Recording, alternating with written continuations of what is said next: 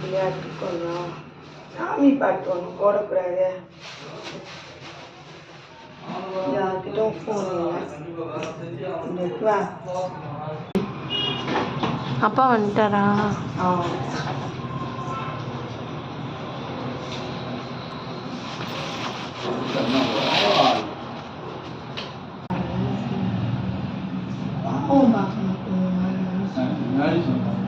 நிஜமா நான் 3 மணிக்கு தான் முடிவு போச்சு.